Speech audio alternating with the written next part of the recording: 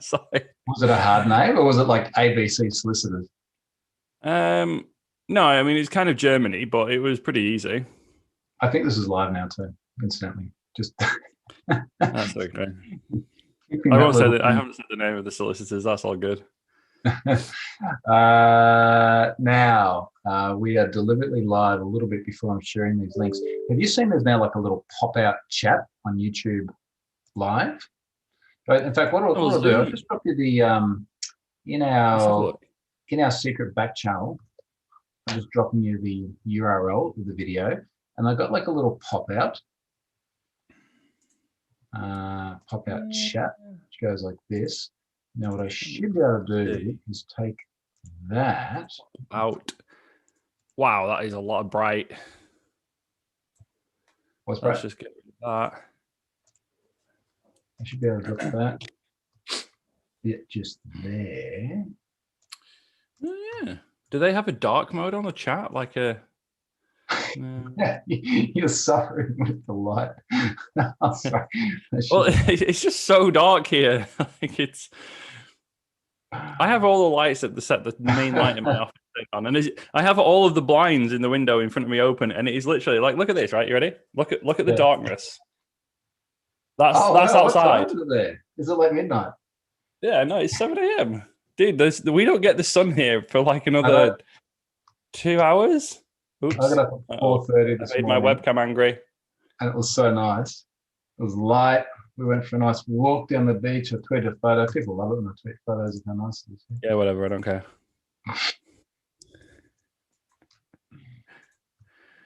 Yeah, that is bright. Wow.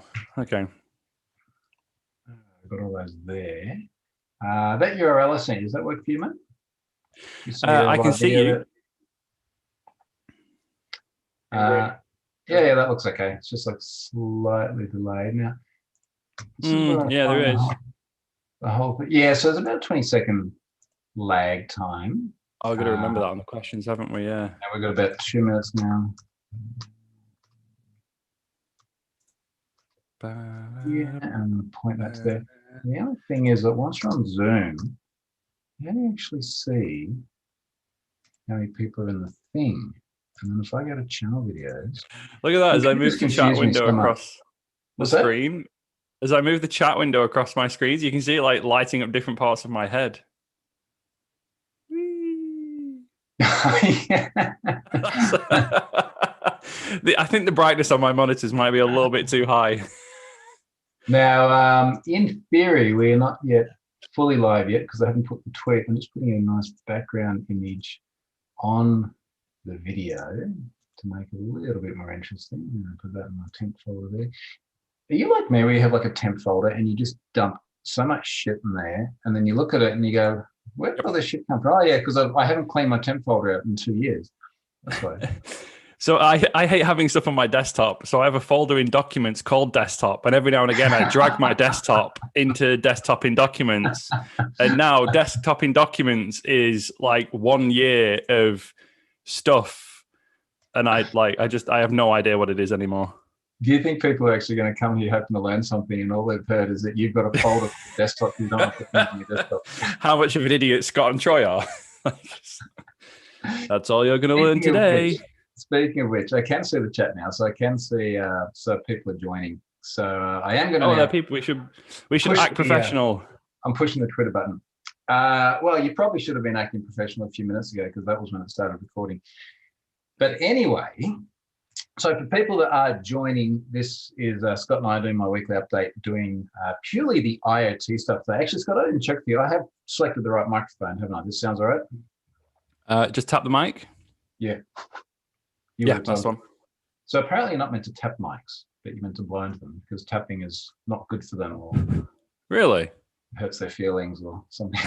But it's got that big metal cage over it. I'm sure it'll be fine. I know the stuff inside, particularly I forget which one it is. It's like the condenser mics or the other ones. Anyway, apparently you're blowing them.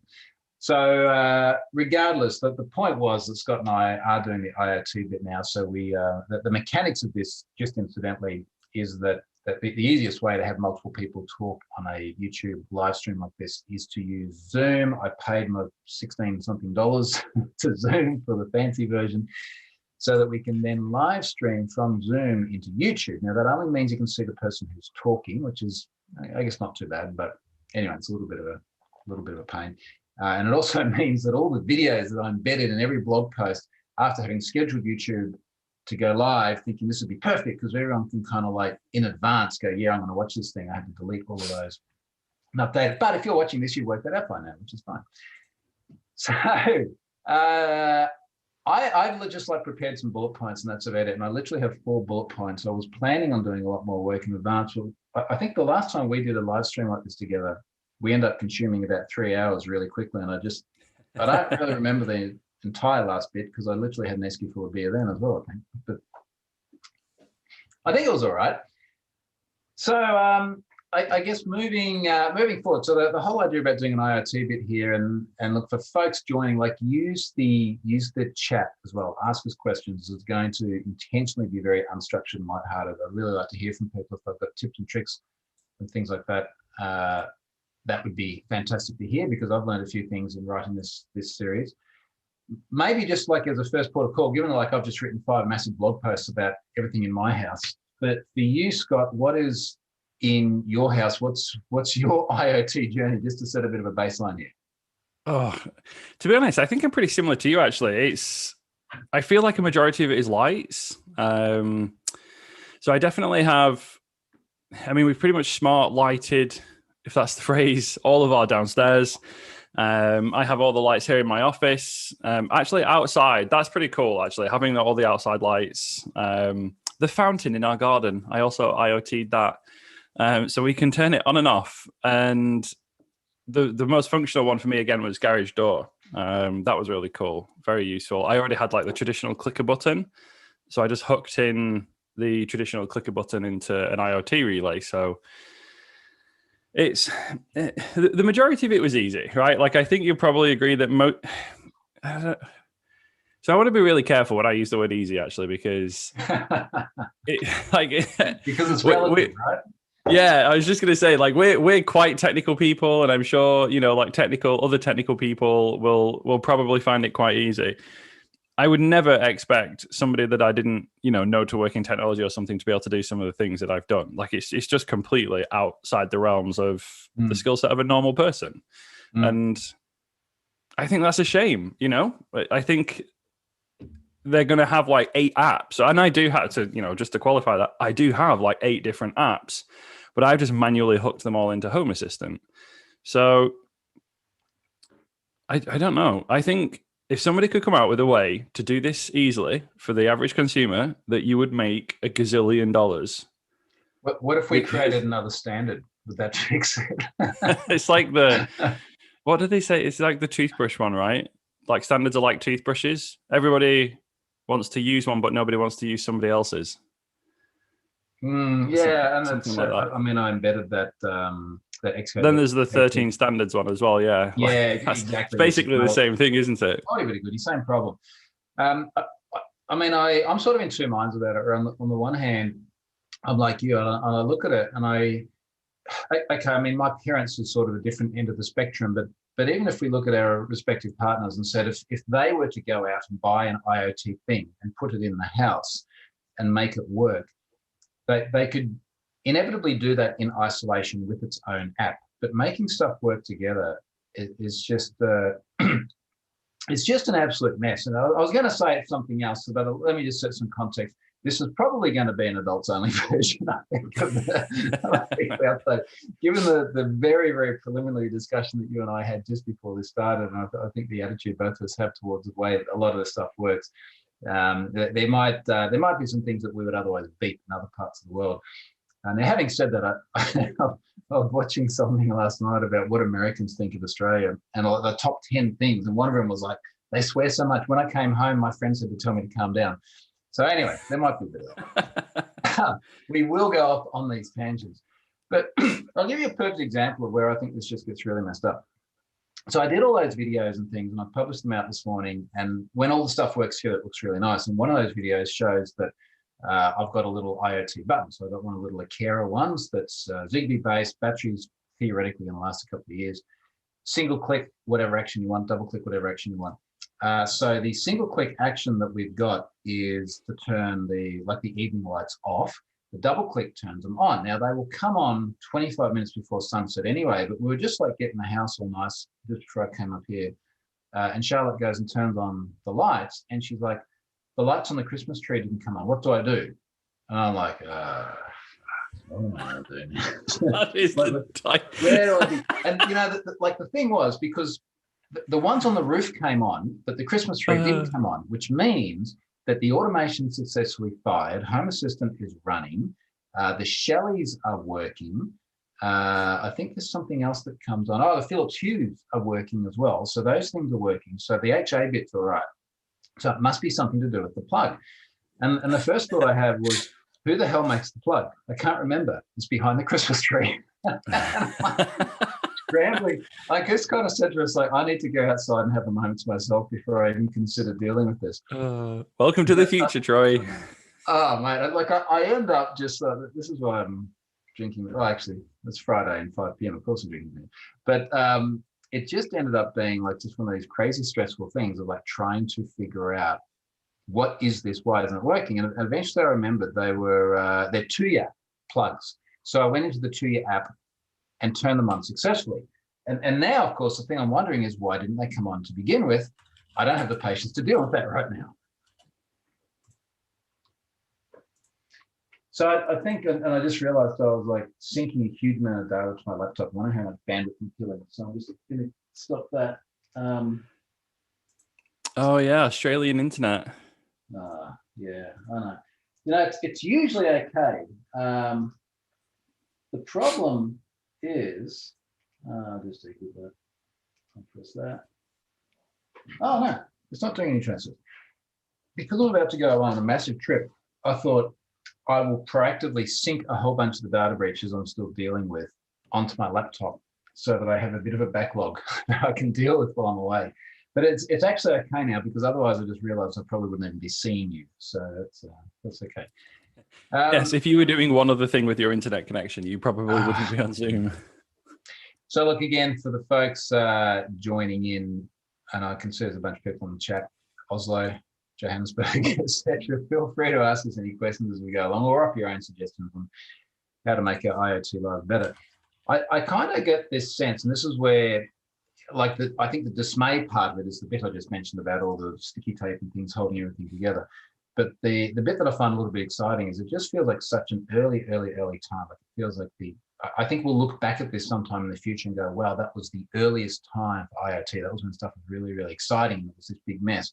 And I think as we progress, we'll start to get things like better alignment of standards so that things do work together well. And I suspect we will get to the point where big commercial players do have an offering akin to Home Assistant, where things actually work well together. But I think that's probably going to have to get to the point where we have standards that all sing from the same hymn book, if you like. So I'm excited about the future. I mean, surely you must be to some extent as well.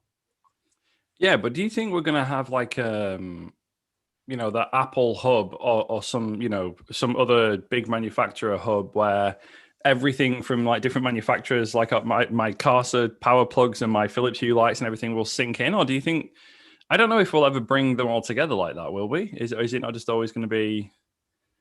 I think there are different ways of doing it. So maybe, and just for the sake of everyone watching as well, and that's, look, I wrote a lot of words.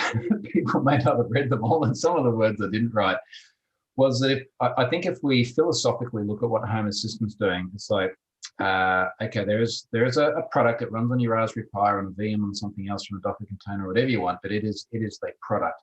And then you've got all of your IoT things. For example, if I pick up my little Akera motion sensor, which sort of sits on my desk, and it's like, how do we talk to this? Because we've got this here, and then we've got Philips Hue here, and then we've got the two-year lights and power plugs. So everyone has a little integration.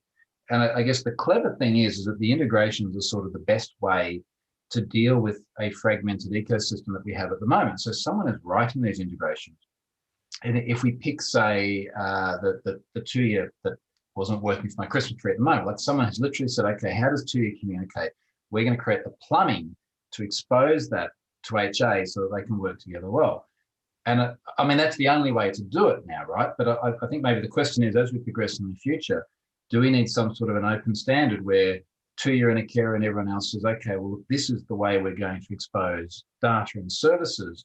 And then whether it's Home Assistant or HomeKit or Google Home or Alexa or whatever it may be, they come on board and go, okay, we'll all just consume the standard. I mean, is that a feasible future?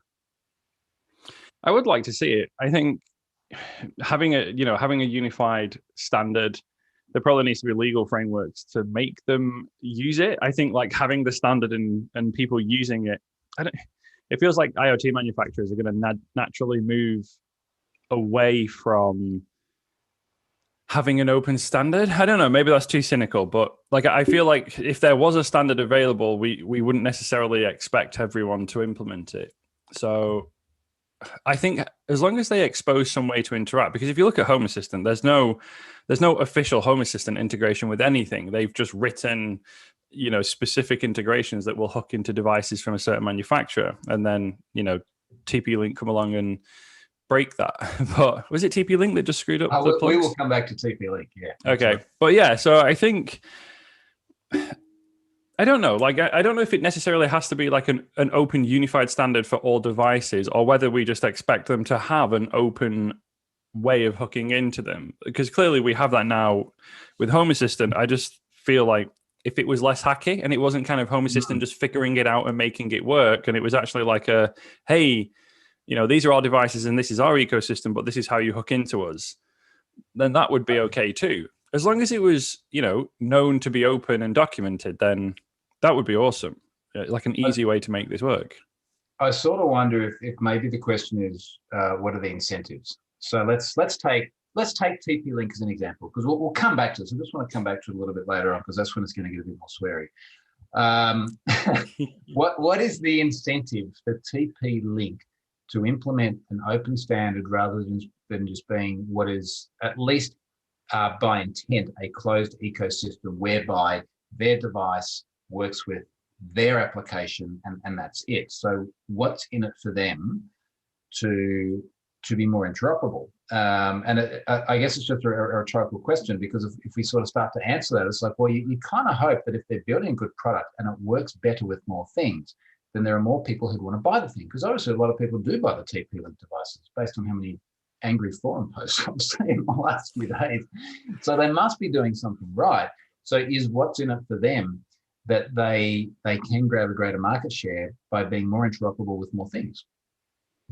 I mean, for me, that's, if they did this, update and closed out the ecosystem, I would A, remove all of their current products because it's just not going to work for me, and B, cease to purchase any of their products from now on. So I think, and I hope that the incentive for everybody is that the average consumer is not going to want 13 apps to operate different aspects of their. So it's like, I'm sat in the living room and I want to make the light go on.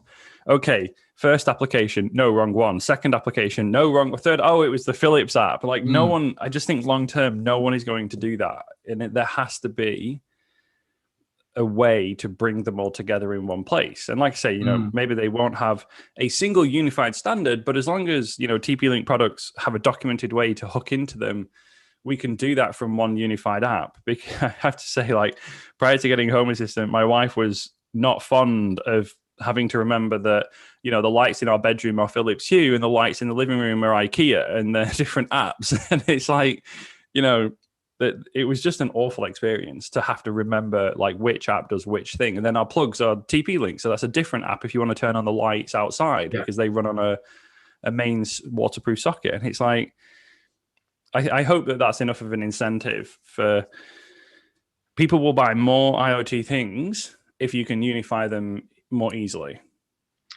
So I'm going to continue on that in a moment. I just want to go off on a quick tangent, because Jay says, just as an FYI, sounds like Troy, you're not coming through your desk mic, but Scott, you're pretty confident I am coming through my desk mic. If anyone else thinks I don't sound like I'm coming through the good mic, which I'm just buying into, let me know. I did have someone report that actually in my last weekly update, and then they went, oh, no, sorry, it's my sound. You are a bit echoey, but I think that's just the lower quality of a Zoom video. But you tap the mic. Go on, tap it. I can't hear that. No, come on. You're tapping too gently. You barely touched it.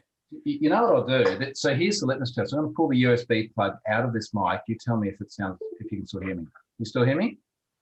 Yeah. Ah, shit. So here's what we do. I literally had this discussion with you beforehand. You said everything was okay. Yeah, but when you blew on the mic, it went. Really? I should have tapped it. Why'd I blow on it? Wow, you're a lot louder now. What changed? You know what's happened now? This is what's so weird about it, right? Like, and can we just take a step back and recognize how hard it is for you and I to for me, to get even something like a microphone working, and we're here going, how do we automate the whole freaking house? So what has changed? It must have been picking up the mic in the camera, which would have been absolute crap. And now with this one here. All right, so here's all the comments. Much better. I don't know. You were still saying the same things. It hasn't improved that. And hey, thanks very much for everyone just sitting there listening to me sound like shit and taking this long to actually let me know. No thanks to Scott as well. But anyway. No one could tell the difference. Hey. All right. And I have seen some other comments a bit earlier on, but I'll come back to that. So I think the point here about ending up with an ecosystem that's totally fragmented with little bits and pieces absolutely everywhere. The idea of unification is great. And if we were unifying, say, a power socket, it's like, all right, what are you going to be able to do with the power socket? Turn it on, turn it off, maybe measure the power usage, maybe set a schedule on it. Like you're pretty much exhausting your options there. But when we get to something like the NanoLeaf in the kids' rooms, it's like this is a very, very, very specific implementation. So I can imagine getting us to the point as an industry where we say there is like a baseline of features. Let's say setting the color on a light. It's like whether they're these lights here on my roof or whether they're, let's say Philips Hue or something like that. It's pretty much the same deal. You set the color or you set a theme, or it's like Rosemary Sunset or whatever it's going to be. What have you been doing? I don't know. I just make Rosemary Sunset. I think where it gets tricky is if we go back to that NanoLeaf example, and it's like, okay, so the NanoLeaf deal is you got all these little triangular patterns or tiles, and they all join in together. And for each and every one, you can arrange them in the app and set specific colors on them that do very discrete things.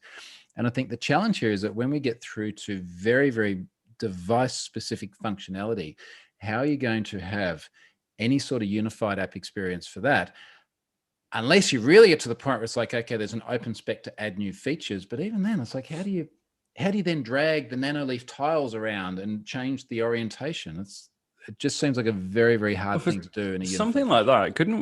It's kind of like with our Philips lights, right? We just create a scene or, whatever the phrase is in your IoT device of choice. And then there could just be a basic API that's like list scenes, and then Home Assistant can say, okay, there are 5 scenes on Philips Hue bedroom, and one of them is nighttime mode, or and then you can just say enable nighttime mode. And I don't know if you're ever going to have, like, you need the native app for the setup of the NanoLeaf in that regard. So in the NanoLeaf app, you'd do the orientation and set the scenes and all the things. And I don't know, like, is it reasonable to say for advanced configuration, you use the native app, but for day-to-day use, you should be able to use something like Home Assistant? Maybe. I mean, maybe that's the middle ground. In a way, that's kind of where we are now, because, I mean, a goodie, oh, look, Home Assistant actually joined, assuming that is the Home Assistant. Or is it someone else with an avatar? Are we being trolled? If you're the real Home Assistant, just say yes. Anyway, the challenge then is, stuff like colors. So, for example, and you've been in my house many times before. Who knows when you'll be in my house next time, given the distance. But anyway, between the kids' rooms, there's like that media room. Now, because my house had halogen globes all over it, which number 1 is shit. Number 2 is shit. Number 3, burn really hot. Number 3, consume a huge amount of power. And number 4, just continue. Well, no, that's 5 anyway. Just continue to blow. There's a huge density of them because they're not particularly bright either. So that little space, which is probably, I don't know, let's call it 4 meters by 3 meters, has got 4 different ones in the roof. And I thought, okay, what I'll do, I'm going to have 4 different lights. Everyone's got an IP address. Everyone is Wi-Fi'd into wherever they decide to connect to. but I'm going to create one quote unquote light in Home Assistant, which is a group, which is on L's side, on my daughter's side, another one which is on Ari's side, because maybe she wants her lights one color and he wants his a different color. And then I create another group that has those in. So there's just one group, which has got two groups, which have each got two lights. This sounds overly complex to light up the kids' room. Anyway, this sounds completely reasonable, dude. Because I can then go into the color controls in Home Assistant and just go, okay, we'll just make everything like the one color. So they used to be all garish colors. And then before I did the video yesterday, I was like, I'll just make it like a warm light so it doesn't look too obnoxious. So I think for something like that, we can get consistency and unification. That's the easy bit. The difficult bit, again, I think, is when we start getting very discrete controls. I'll give you another one. Like I'm just looking at my Unify Protect cameras because I'm just kind of fascinated about what the neighbors are doing. But anyway, other than the spying, so just to clarify, you're spying on your neighbors with cameras? Well, they're outside, but anyway. It's a public space. Oh boy, don't people get upset about cameras? Oh, you see people really upset about that Uber guy the other day. Well, one person got really upset. Anyway. We have a camera that points on the road. So like if someone pulls up outside our property and then walks onto us, so I'm like looking at the street outside our property, like 100% public space. And I once showed the camera. So we have one right up high on like the peak of our house that observes like up to our border and then the road immediately outside our property, completely public. And someone just really expressed their displeasure at the fact that I'm spying on people walking down the road. Well, just send them your address so they know where not to go. Otherwise, they might be seen. It's like the people that are walking in public down the street outside my house. I was like, yes, I'm spying on them. Like, what? Plus, correct me if I'm wrong, but I think the UK in general is like one of the most surveilled countries in the world in terms of we have more CCTV cameras per capita than pretty much anywhere on planet Earth. Nice. Yeah. Nice title. Anyway, so the point is, thinking about some of the things I've configured in the Unified Protect environment, it's things like motion zones. Now, that's really, really specific controls. Now, I'm not sure if when we go to the point of discussing unification of IoT, if we're saying something like cameras, we'd actually want to get consistency in. But, motion zones and also privacy zones as well. So as I showed in one of the videos, like I've got privacy zones configured to make sure that where I've got cameras pointing to places that are publicly observable, but I don't want like the kids in the pool recorded onto video that someone else might nab, let's say, because they literally break into my house and steal the discs out of my NVR, 2 months from now. I just can't see that sort of functionality being surfaced through anything generic. That just seems like really, really discrete, specific app specific functionality. You know what I mean? Yeah, definitely. I think, like we're very similar. I've got the privacy zones configured in my Unify kit, and there's still like some basic level of functionality there, like the motion triggers, as you say. Like that is very useful in to hook into something like Home Assistant and say, right, if we detect motion on this camera, like outside at the back, turn on all of the garden lights. Like there should definitely be no one in the garden when it's dark. So if it's after sunset and there's motion in the garden, turn on outside lights. No, I don't know. If we have. Oh, go on. I'm just looking at the comments here, and someone's saying in Germany that's illegal, having a camera into public space, and Nelson says and the same in Norway. Which I find really fascinating, because like, can you take a photo in a public place? Can you take a video in a public place? But that's having a camera. Well, exactly right. But I mean, maybe just to put it into context as to why this is useful. First of all, catching Uber Eats drivers fucking with your food, that's really important. So just for anyone that missed this, we often order ramen via Uber Eats because I'm a busy guy, right? And I pull out my phone and it's like I'm sitting here cybering or doing whatever, and I go, Uber Eats, ramen that I had last time, order, and I put my phone down, and I'm literally like 30 seconds of downtime, and I'm back into my work, and then the thing arrives and I can eat, and it's just efficient. So anyway, the way it normally works, and I'm sure it's like this in much of the world, is there's the ramen shop and they get the order, and they've got a whole bunch of like Uber Eats bags somewhere under the desk, and they create the order and they put it in the bag, and they usually staple the top of the bag. tamper-proof because it's got staples on it. And then the Uber Eats, usually it's a cyclist around here, someone riding a pushy, comes over and they get that and they put it in like the Uber Eats thermo bag, which is like a big backpack. And then they ride over here and then they ring the bell and then you go down, they hand you the bag. Anyway, so the food arrives, but there's no ring on the bell. I just get the little alert. So whatever. Antisocial Uber driver. So I go down and all the food is just like sitting outside the front door, not in the bag, and part of it's missing. And then the spoons and stuff are like just sitting on the top. So this is super weird. So anyway, I pull out the camera from the Ubiquiti doorbell, and the dude's just got it in a normal backpack. It looks like the backpack that he's taking his university books to school with or something like that. All the food's in there, and I can see that he puts all the food there, and then he goes away, and then he's like, oh shit, I've got the spoons. And he's just like put his hand in the backpack and just pulled out the spoons, which are like obviously just laying in the bottom of the backpack somewhere and sits on top. So the term that, well, like when I brought it in and Charlotte was looking at it as well, she's like, I don't really feel like eating that. Like something's not right. This was before we watched the video. But, this is in a COVID era. And even though I don't think we've had any community transmission in this state for about a month or something. And there's like 6 active cases. So it's not like we're that worried about it, but everything is still particularly conscious of it in this time. So to see that, and then when I submitted all this to Uber Eats, they're like, yeah, this is food tampering. We take this really seriously. So anyway, the camera was good for that. But what we use it for a lot is things like security. So I had my neighbor come over yesterday, and apparently there's been a bunch of break-ins around the place. Maybe it's due to COVID and stuff like that. And he was pulling out footage that other neighbors had taken, showing me people, like trying to jump over people's fences and get into cars and things like that.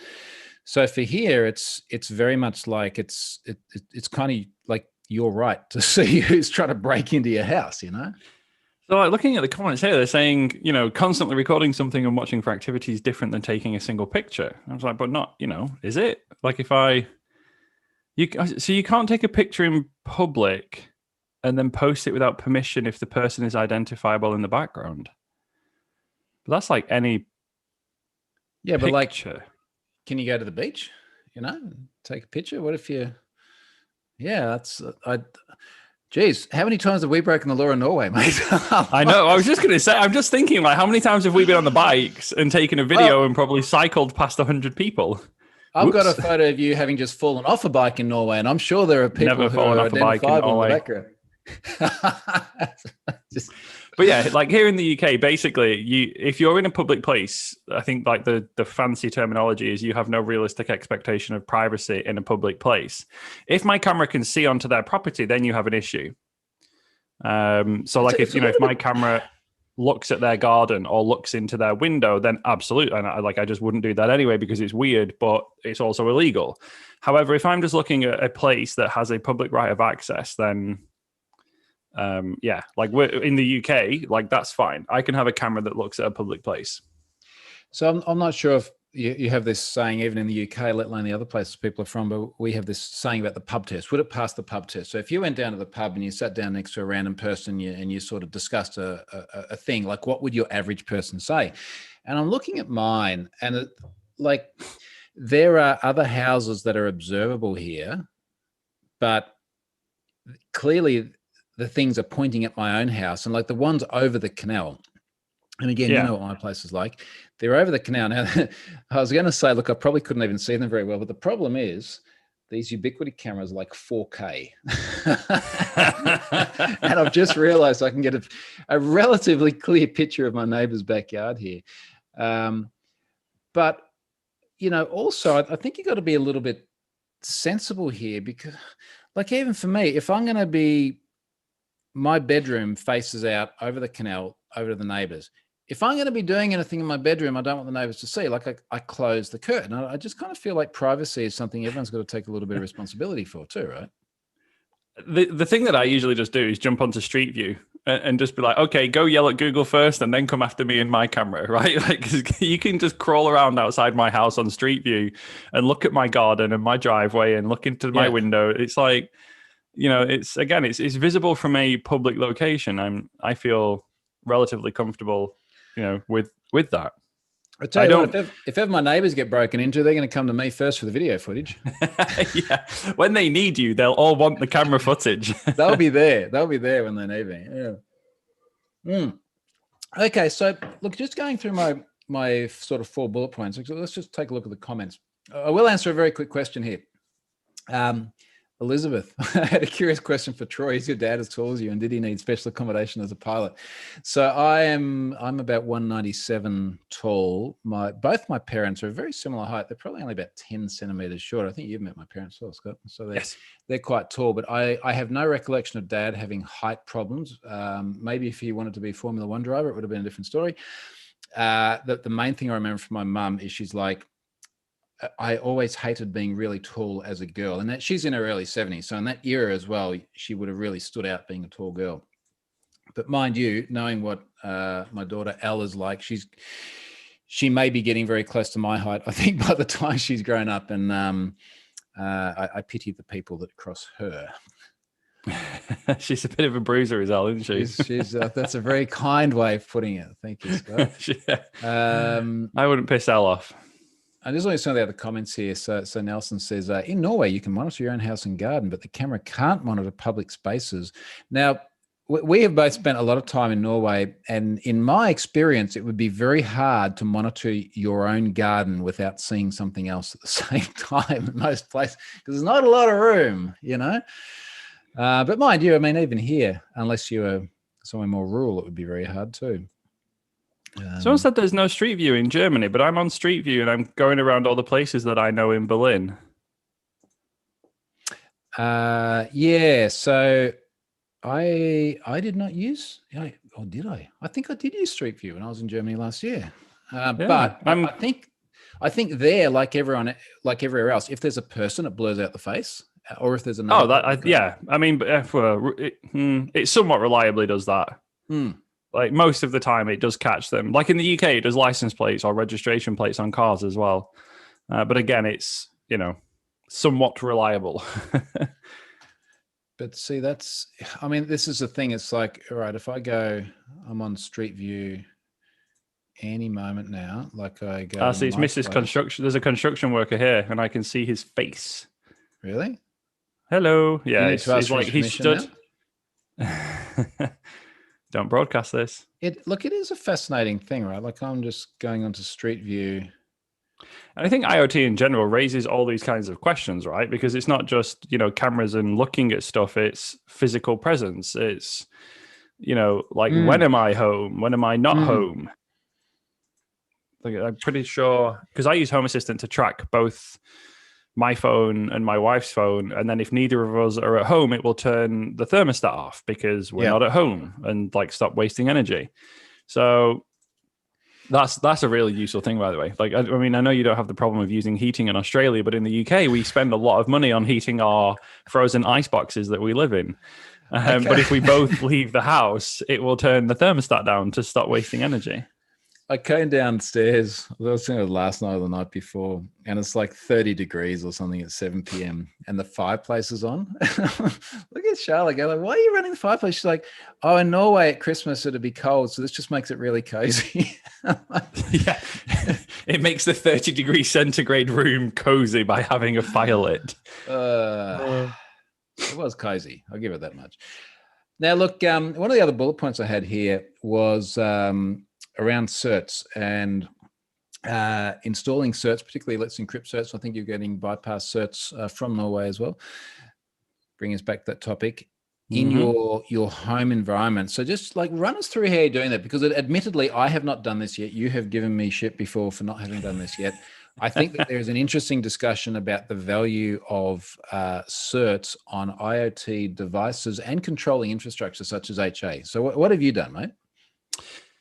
Yeah, so I mean, for me, and I started this long before I had Home Assistant as well. So I was doing this on the V1 Ubiquiti network that I bought years ago, and I was logging into this like amazing network interface, and I have deep packet inspection and VLANs and all of this stuff. But then I was logging into the controller interface in the browser, and it's originally via IP, but I just put a local host entry for the host name, so I'm hitting it over HTTP at like unify.scotthelm.co.uk.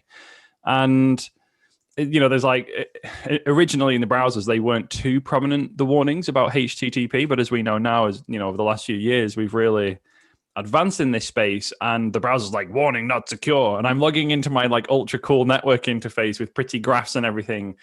And there's just this warning in the address bar. And I was like, okay, that needs fixing. So there's tons of different tools and ways to do this. I use two tools in particular. I used to use one called Acme Tiny, but I've kind of shifted a little bit more to acme.sh, and I'll drop some links in the chat for those in a minute if anyone's interested. So basically, I have a little server at home. If you have like a Raspberry Pi, I actually just have my little file server that I use as a NAS. And once a month, it just runs the acme.sh script, polls the Let's Encrypt API, grabs a certificate, and then just SSHs the files onto various different bits of hardware in my house. So one used to go onto my UniFi security gateway. Now it goes onto my UniFi Dream Machine Pro. One goes onto my Pi-hole. I have like a Grafana server running locally for a few different things. One goes onto my NAS, and one goes onto Home Assistant, and then onto the Pi-hole. So basically, this little script runs, pulls the Let's Encrypt API, gets like 5 certificates, and then just goes boop, boop, boop, boop, and drops them all onto the appropriate servers internally. And that's it. Takes like, I think the whole thing runs in like 15 seconds or something, and that's my full HTTPS deployment internally. It's like a 20-line bash script. So I think there's an interesting discussion to be had, and I kind of made this point in part 3 of my series where I did it on security, but I get Home Assistant, UDM Pro, Pi-hole. Have you got Shelly's? Yes. Okay, so would you install them on Shelly's? Could you install them on Shelly's? I've not looked at that yet, actually. I've not got that far down I'm starting with like all the controllers secure, and then going down the stack. It would be interesting to see, actually. I genuinely haven't investigated that yet, but I poked. You can hit the Shelly's IP in the browser and pull back like configuration and stuff over JSON, I think it is. Yeah. You just obviously over HTTP, but you hit the IP /settings and you get to pull JSON back for every single attribute of it, which is actually pretty cool. But I don't know, like, can you SSH into them? I honestly, beyond the configuration in the app and updating my Shelly's, I've literally not got that kind of far down the stack of stuff yet. So I've started with like securing the controllers, and, I have a lot of people would say, like the big one would be cross-site request forgery. If you hit the browser and then, something C-surfs onto the local endpoint and hits the Shelly or something like that. But I'm VLANed, and there's strict controls between the two networks that my actual stuff, like my computer, my phone, my iPad sit on. And then I have an IoT network on a different subnet with a VLAN and some very strict rules. So there is some level of protection there. And, I appreciate HTTPS is a completely different aspect to that as well. The general point being, I've thought about the various security implications of having many, many, many IP addresses for, essentially a light switch on my network or a power socket. So I think there's a lot of different points to tackle there. Even the CSRF one's an interesting example. And I wonder, in fact, I'm going to open up one of my Shelly's now. If I was to submit a setting change, are there anti-forgery tokens, or do we have any same-site cookies? That is an interesting question, isn't it? What cookies do we have? And all right, let's go on a bit of a tangent here, because here's something that really bugs me. And I think as the security guys, maybe it's something that shouldn't bug us, but I keep hearing people go, yeah, if you're getting an IoT device, like, are you going to investigate the security posture of it? It's like, if I'm spending like $30 in order to try and make my life easier, do I really want to sit down and do like a full audit of the security? Are you going to start doing code reviews for free, Troy? It's like, this is painful. The interesting thing is that Shelly doesn't set any cookies at all. There are absolutely no cookies, which says to me there's probably going to be no anti-forgery or no CSRF protection at all, which is kind of interesting, isn't it? Maybe it's time that you would very easily be able to intercept the traffic with something like Fiddler on your phone if you just proxy it through, right? Because I imagine that it's not doing encryption between the app and the phone. So let's do that. I'm going to do that. Let's see if we can intercept Shelly and create a CSRF payload so that I can turn your lights on and off in your house. Does that sound like a good Friday afternoon? Wow, we're so Let me cool, see aren't that we? sits on my list of things I really want to be doing Friday afternoon. Yeah, it's interesting. These are just very, very simple requests. In fact, you know what? Even the request to change the channel name of a Shelly device is actually a GET request. Ooh, wrong verb. GET request, pass in That the is URL. not idempotent Filebug. Because if you think about that from a CSurf perspective, like even if you just, all right, here's how you do it. Don't do this to me, but hypothetically, you would just go, I'm just going to create a page somewhere that just goes through and enumerates through a whole bunch of GET requests for 192.168.1. whatever, /settings, /relay, /0, question mark name equals whatever you want. And that GET request is actually setting the value, which is really, really interesting. And then you get a JSON response that has a whole bunch of status settings on it. So you would probably cause would probably stop me from reading all your internal settings, but it's not going to stop me fudging around with them. Doesn't stop it from changing. That's the problem. Yeah, I can still issue cause. I mean, get is the problem there is that get is a safe air quote. Get is a safe verb. This is why we don't use get to change stuff. But yeah, like cause would probably still allow me to make that as a get. I always think the argument about get being a safer verb, as in it will not change state, is always a little bit fraught with problems as well. The example I keep using in the workshops is like when we're having the CSRF discussion and people go, well, you shouldn't be using get to change any state. Get should only retrieve an entity. And it's like, okay, I want to use get to retrieve an entity and I want to log the fact that someone retrieved that entity. Now, how do you feel about someone forging that logged request?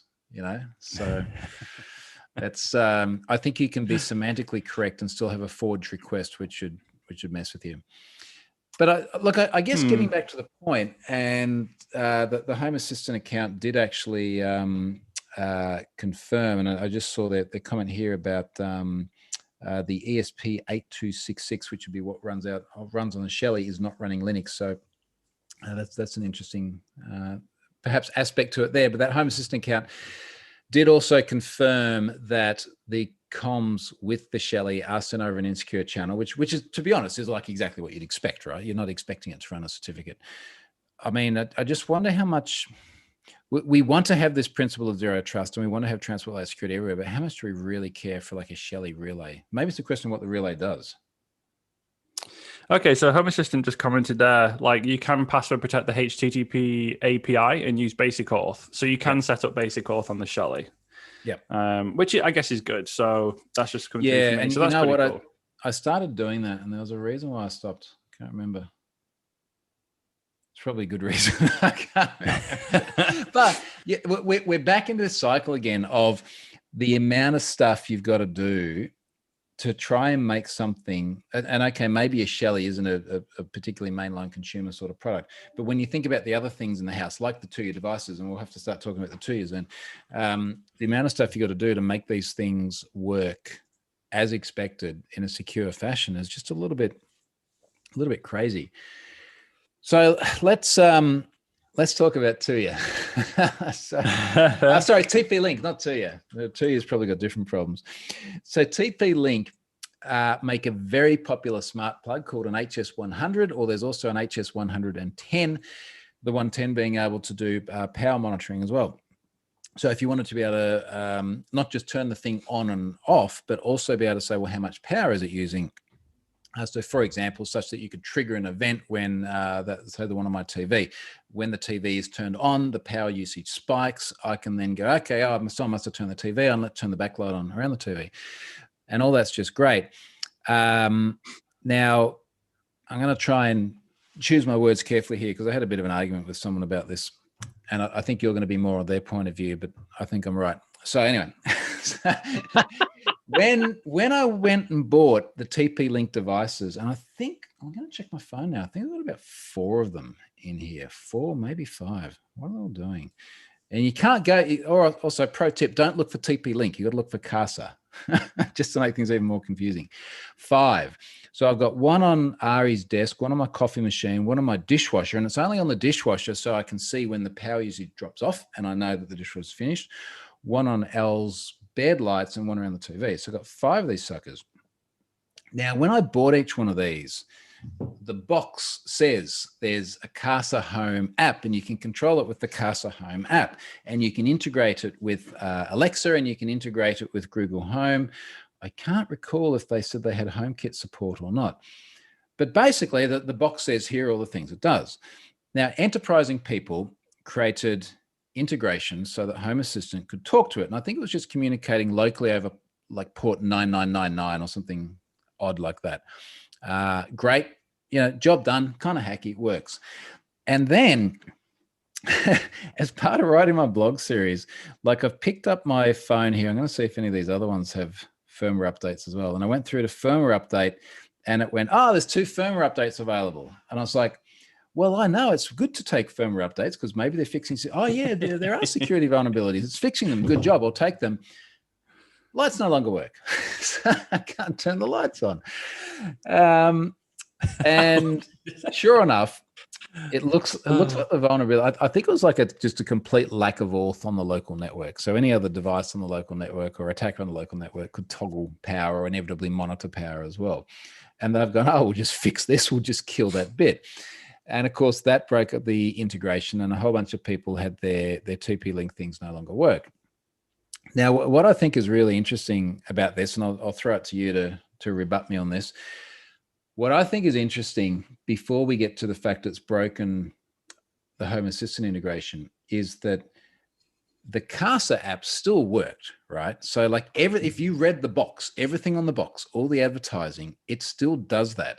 So does that make it okay or not?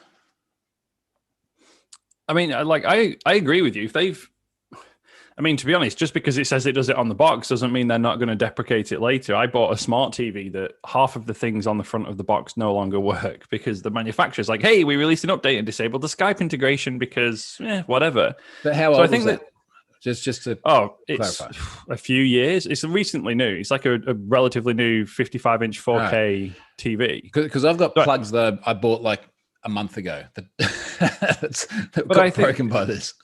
So yeah, it's probably in their terms and conditions that they can turn off anything they want whenever they want. So they're always going to be operating within the realms of their ability because they'll just make sure that they have shitty terms and conditions that mean they can just disable your device or something if they choose to.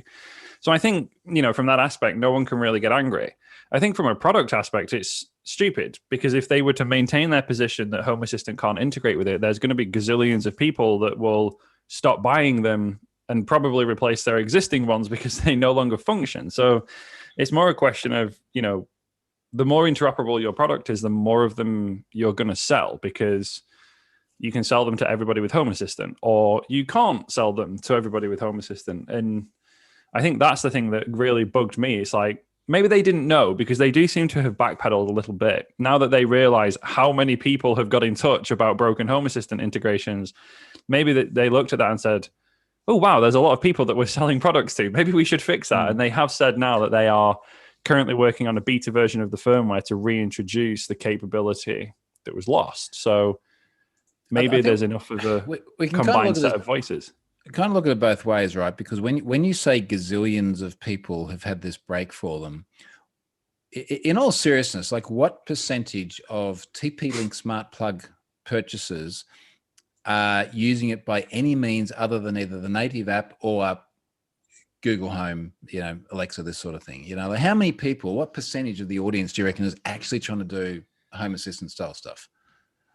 I'd say it was small. Like, it's certainly going to be small because it's marketed as a general consumer product, right? So I imagine the vast majority of people probably just have like one lamp that they control. Yeah, but this is the thing. Like, do you think that proportion of people is an integer or larger? Like this is. Yeah, like I would have. Maybe not. There's a comment here that says 0.00004%.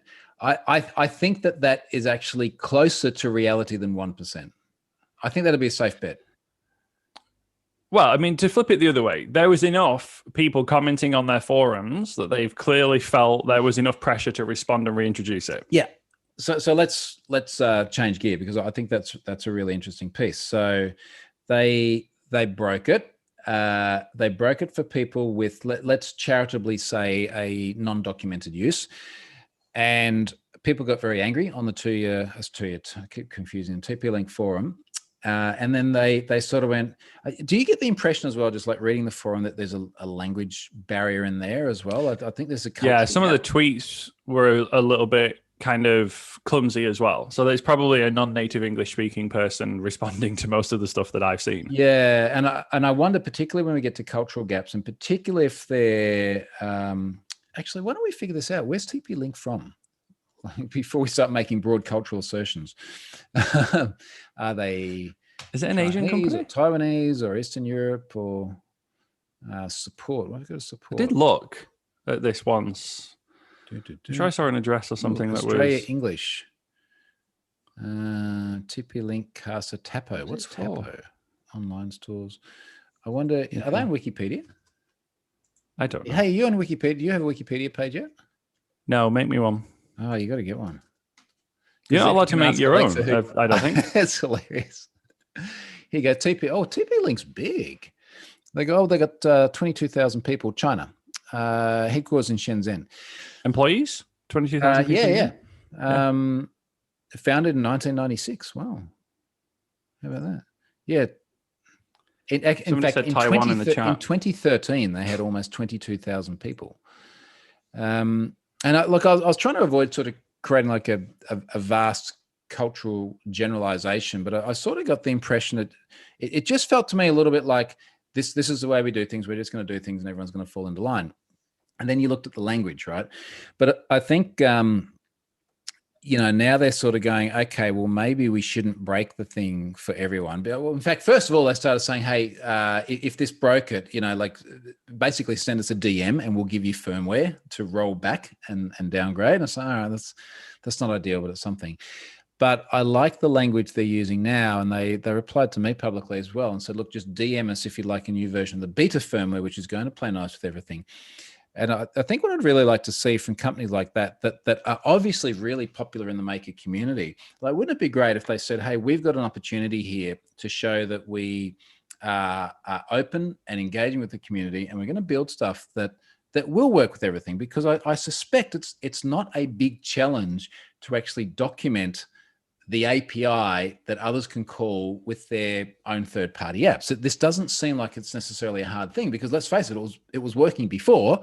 Now, if it just needs an auth layer on top of that or something like that, well, then great, right? I mean, it doesn't even need auth if you want to put faith in the fact that it's coming from an internal IP on the request. But I could see how they might introduce it without auth and think that was okay. Yeah, and to be fair as well, like I think you can control them from the cloud, but it was only on the local network that the lack of auth was a problem. And then we sort of come back to that whole discussion again about, zero trust, and do you trust what is on the network, and the perimeter is no longer sector synced, and all the rest of it. Yeah, don't I just so many times I see these things where people are like, oh, it's okay, it's on it's on the internal network, like everything is fine, everything is safe. And I'm like, oh, that is so not the case. The vast majority of the time, especially in consumer land, that's perfectly fine. But if you think that, your network perimeter is great and the internal network is safe, at some point in the future, you will regret it. That's all I can say. It might not be an issue for us now, but it will be. So if we continue that train of thought and start talking about VLANing, have you VLANed your IoT stuff? Yeah, so I have again on even on my Ubiquiti V1 network, when I bought all of the original stuff, I'm now on my V2 network, which is like UDM Pro and managed switches everywhere. Someone's just said in the chat here, never buy TP-Link switches. Yeah, so I ripped all mine out and I replaced them with Unify Switch Flex or something, I think they're called, which is like the smart managed switch from Ubiquiti.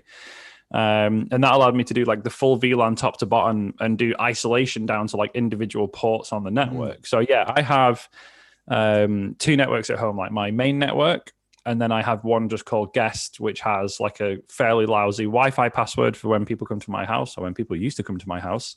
How's that guest network getting on now, mate? That guest network is getting just so well utilized right now. It's amazing. Mine's 0.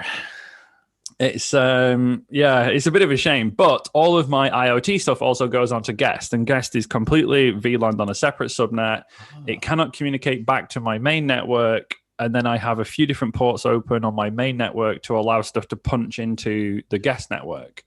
And then the Guest network literally goes to the UDM Pro and then out. So it cannot come in to the house anywhere. Why are you putting IoT on Guest network? Because I didn't want 3 networks, and I trust Guests in my house as much as I trust shitty IoT hardware.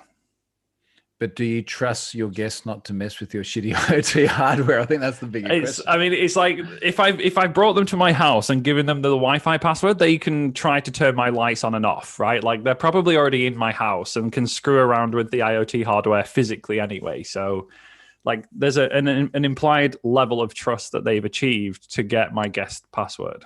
So why though are you worried about having 3 wireless LANs as opposed to 2? Just effort. I set up Guest. I completely isolated. Like I run my own Acme client and it pulls down all of these certs and installs them. But that's easy. That's easy. I just, by the time, because essentially I'd have 2 different networks with basically the same level of isolation from my main network. There's no different rules that I think that I would apply to the IoT network that wouldn't also be applied to Guest. Like they're probably an equivalent security state in that I don't fully trust either of them. I wonder if the exception might be, and several people, and in fact, I can think of several areas where there might be exceptions. Again, keeping in mind that you're not allowed to have guests at the moment, which does mess things up a little bit for you. But a few people are saying after that TP-Link debacle, they're like, well, you just block this network from any internet access whatsoever. It was either that or you just block certain devices or you block certain, maybe even at the DNS level, you could use a different DNS on the network that the IoT clients are on. Like, let's just block resolution there or have a really aggressive denial list or something like that. So, to follow on from that point and also pick up on something someone just said in the chat. So, as I said, like my network is fully managed down to the switch level and to the port level. So for actually all of the smart TVs in my house, they either have an Apple TV plugged into them or an Amazon Fire TV plugged into them.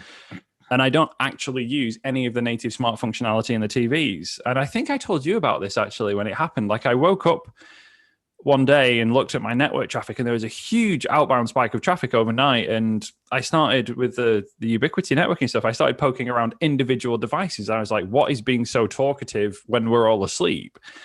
And it turned out to be, I don't know if I told you, but my smart TV downstairs in the living room.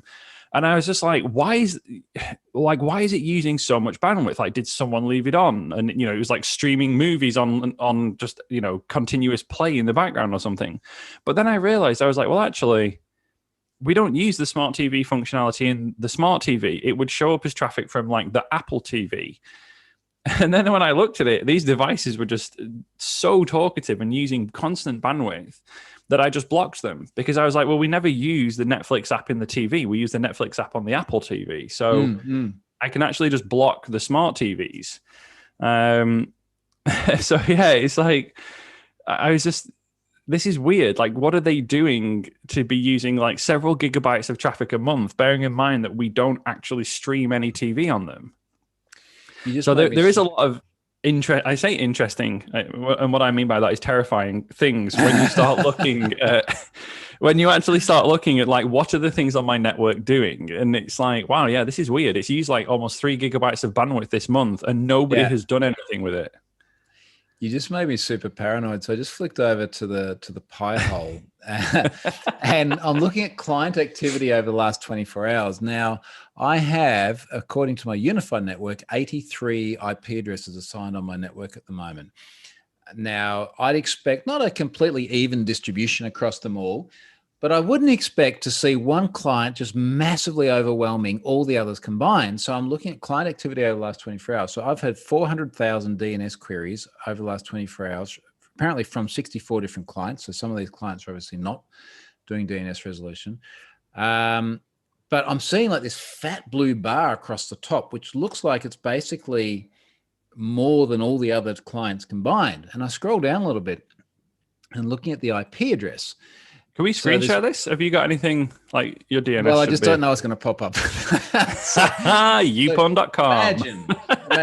I wonder if I won't screen grab it because it's one of these things where like if I do it without thinking about it whilst I'm drinking beer, doing a live stream, who knows? But anywho, so 400,000 queries in the last 24 hours. So are there status bars at the top on the homepage? Are they last 24 hours, are they? Is that what you're looking at?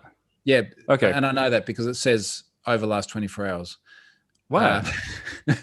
But 400,000 queries, 255,000 queries from one IP address. And the thing is that this one IP address is a Unify NVR. So, you know, the NVR, like effectively the standalone recorder. The 4 hard drive bay thing? Yep, correct. Now, I am chatting to my my Ubiquity guy about this, but they sent me out one of these. So, full disclosure, Ubiquity does send me some bits after I went and bought a whole bunch of bits and decided I liked it. But they sent me this out the other day. I put a couple of 12 terabyte disks in it because I want to just, in fact, they go in RAID 5 as well. So you get 12 terabytes total. You just got disk redundancy. But the damn thing just doesn't want to update. Like it's so, hey, there's pending firmware updates and also pending software updates for the Unify Protect. It just doesn't want to update. And it seems to be stuck in some sort of a cycle where it just keeps going round and round and round and round, which makes me wonder, what's it actually resolving to? So, I mean, this is a nice thing about having all your DNS queries just here because you get to look at a per client basis and see what on earth they're doing. An unknown error occurred while loading the data, and that's the pie hole that's spitting the dummy on that, actually. Wow. See, I've only got 105,000 requests in the last 24 hours. But you're not trying hard enough. No, if that thing's just looping, yeah. I mean, the other thing as well is, on your UDM Pro, do you catch things that are not using DHCP configured DNS and they're just punching out directly? And do you redirect them internally? I have not been looking for it. No. So I wrote that blog post about this where I obviously, and you probably do the same, like we configure our local DNS server in DHCP. And I did that. And then if I look at my Pi-hole data, there's like a whole class of devices on my network that are not querying the Pi-hole DNS server locally. So then I installed a redirect rule on the firewall to say if there's any outbound port 53 traffic, point it back internally. And then my Pi-hole statistics just went whoop, because there's a whole bunch of devices inside my network that are just like, meh, screw DHCP. We're going to punch out to DNS. Oh, so they're not honoring the DNS resolution on Pi-hole. Yeah, okay. So they just completely disregard the DHCP config and just do whatever they want, apparently, which I think is a bit shitty, actually. You know, what's interesting here is my top permitted domain that's being queried. Now, this doesn't line up with basically the 250,000 requests from the NVR in the last 24 hours. Top permitted domain is debian.map.fastlydns.net. What?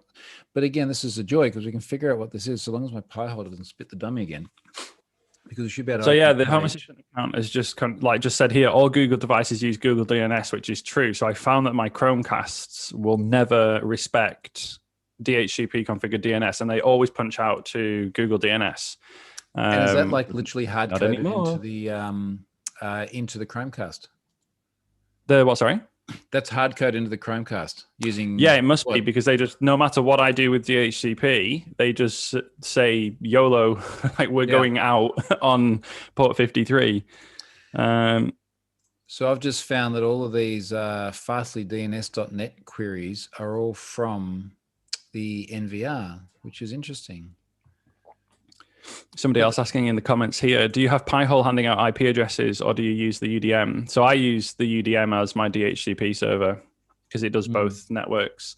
I have a firewall rule on the guest network to force the same again. Port 53 DNS comes in to the Pi-hole.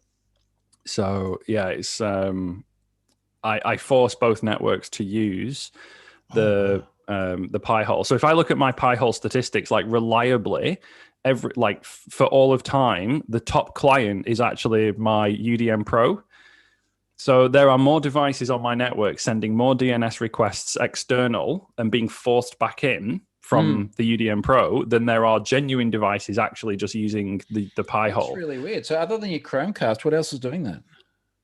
Oh, I mean, the difficult thing is I have to kind of flip it the other way and look at my device list and then eliminate the things that are using the Pi hole, because everything using the UDM Pro and catching the firewall rule is just listed as the UDM Pro as the client. So I'd have to do it the other way and do basically a process of elimination and look at all devices, rule out the ones using the Pi hole, and then the ones left are the I could do that one day, but I just know that the Chromecasts are the two of the big offenders. There was, what was the other smart device? I don't want to get it wrong, so I'm not going to say. There's the Chromecast and something else that I found. But yeah, all Google devices basically don't do this automatically. They just punch out to Google DNS. So just noticed someone saying here that it was Russell, that Vastly Record is the NVR looking for Debian apt package updates, which would make sense because it seems to be stuck in an update cycle. I've just noticed my top 10 permitted domains. So number one is that Fastly DNS one. Number two is ubnt.com, which is Ubiquity. Number three is ui.com, which is Ubiquity. Number four is dl.ubnt.com. Number five is ubnt.bintray.com. And then there's an api.shelly.cloud one, which is super weird because it's just the one Shelly on my garage door, which seems to be calling out to cloud, even though it's configured. Did you say these were top permitted or top blocked? Sorry. Permitted, top permitted. Top blocked. Permitted. Top blocked is a Microsoft telemetry domain, which I know every machine running Outlook hits. So in fact, I'm not sure if it's just my PC, my laptop, or if it's happening from Outlook on the iOS client, on the iOS devices as well. So, see, one of my top blocked ones is like the ocsp.apple.com address. Oh, yes. Is that because of the incident recently? So interestingly, put my two lists into your Pi hole and tell me what stops working on your network, because my sum total of devices that stopped working so far is 0. It's a very interesting experiment. So you're saying nothing has stopped working, but a lot of stuff's been blocked? Oh yeah, I've got a lot of stuff being blocked, and I've been doing this for months now. I have not come across anything that has ceased to function. What's your blocked percentage at the moment? 11.2. So I'm on 4.4, but I think that's only because I've got that NVR just going absolute apeshit, requesting stuff that's permitted. How many domains do you have on your block list? 95,940. 459,917. Must be boring browsing the internet from your place. But that's the point though, right? I still browse the internet perfectly fine. Like, I'm blocking all of this stuff and everything works perfectly well. Like, it's almost like it's proof that you can get rid of 11.3% of the shit on your network and everything is still fine. Just for people wondering what on earth we're talking about. So this is a Pi hole. So Pi hole is a DNS resolver, usually runs on a Raspberry Pi. You configure your network equipment, such as in our case, our Ubiquity, unify bits and pieces to resolve DNS through there. And then it just literally bins a whole bunch of the requests. So anything that goes to like telemetry domains, obviously ad trackers, stuff like that. And it does so without needing to run ad blockers on your clients. And it means that even if you have a client that can't run an ad blocker, like my washing machine, if my washing machine was trying to query a blocked domain, wouldn't be able to, which is nice because it applies to the whole network level. But again, you've actually got to have DNS being taken from the DHCP server and resolved through there via your clients. Yeah, there is. Someone's just saying here that it helps having no Microsoft devices on my network. So is that a Mac house or like a Mac person? I'm just hoping that they don't say Linux on the desktop. Now I know you're just full of my league. But I mean, it's interesting. So someone here, my block rate is 0.5% with nearly 250,000 domains. Yeah, that's the Microsoft one. Okay, so I'm getting a lot of Microsoft blocks here, but if I was to scroll down, what is blocked next? So number one block is this browser.pipe.aria.microsoft.com, g.msn.com. Okay, that's Microsoft as well. the third one is an apple.com address. But having said that, like the two top ones between them are nearly 20,000 queries. The third one, the Apple one, is 386. Oh boy. And there's live.com in the top 10 here as well for me. Yeah, I'll find those block listings now. Because it is kind of cool that, and this is like such a controversial topic in the world of certificate nerdery, but I just totally blocked revocation checking on my network. I've just posted the thing into the chat now. So we're about 20 seconds behind on the live stream. So you're probably already looking at the link without me explaining what it is. But yeah, there's just so much stuff that you can block, like so much telemetry and other kind of, similar things, and everything just continues to function without all the background noise. It is pretty weird, like how much Pi-hole blocks, and yet everything works fine. I find that odd. The only thing that sort of worries me with this is that when something is misbehaving on my network and I can't account for it, I'm very often going, I wonder if it's the Pi-hole. Like when I couldn't get that NVR to do any updates the other day, I'm like, okay, first thing is I'm going to disable the Pi-hole, see if it works. And obviously it didn't work because it's actually resolving all the names the Pi-hole is looking for. The NVR is looking for. But I'm always just a little bit suspicious. You know what I mean? And I have a similar thing. And I think as long as it's not too frequent, which I find myself frequently checking the Pi-hole, but it's not the Pi-hole that's the problem. If I found myself frequently checking it and it was the Pi-hole that was the problem, I might become like a little bit more disheartened by it. But often it's just the device is, broken or wrong, or the cloud service is down or something. So I think I'm pretty happy actually with the level of interference that the Pi-hole has caused, which is very, very small. I've just noticed Juicy Richard said percent block 62.3%.